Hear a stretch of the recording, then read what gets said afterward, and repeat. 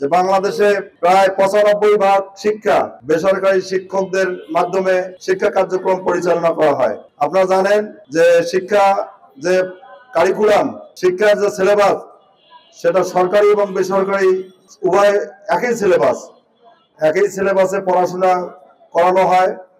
পাঠদান যারা করেন সরকারি এবং বেসরকারি শিক্ষক, সরকারি শিক্ষকরা ৪৫% বাড়ি ভাড়া পায়, তারা ১৫০০ টাকা মেডিকেল ভাতা পায় এবং তাদের আরো অনেক সুযোগ সুবিধা দেওয়া হয়।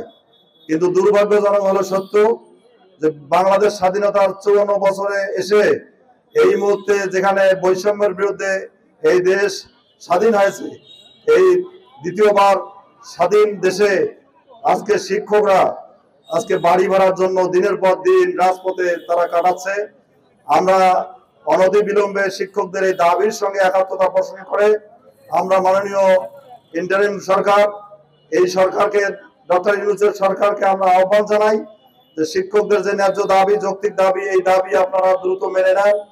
আপনারা জানেন যে ইতিমধ্যেই সারা বাংলাদেশে বেসরকারি শিক্ষা প্রতিষ্ঠানের কার্যক্রম স্থবির হয়ে গেছে।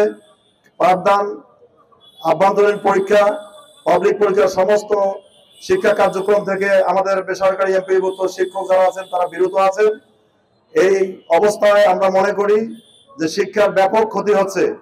সুতরাং আমরা মনে করি যে শিক্ষার সাথে এই দেশের শিক্ষকদের সাথে, জাতি গঠনের সাথে শিক্ষকদের এই দাবি মেনে নেওয়ার জন্য আমরা এই সরকারকে উদাত্ত আহ্বান জানাচ্ছি।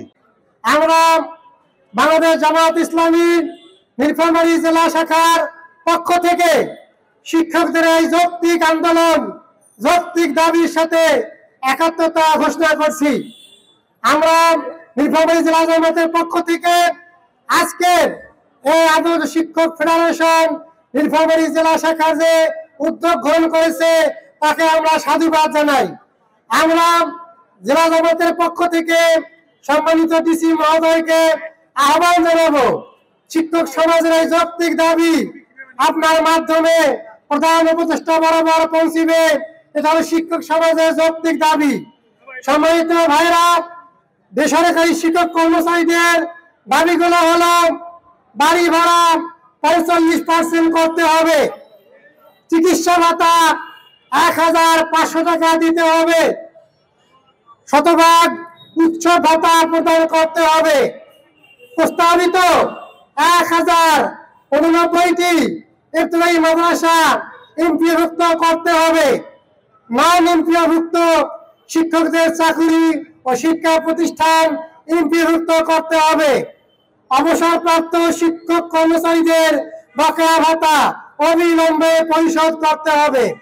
স্বৈরাচারী সরকারের আমলে যে সকল এমপিওভুক্ত শিক্ষক কর্মচারী তাদের পাওনা বুঝে পায়নি, তাদের পাওনাদি নির্বাহী আদেশে পরিশোধ করতে হবে।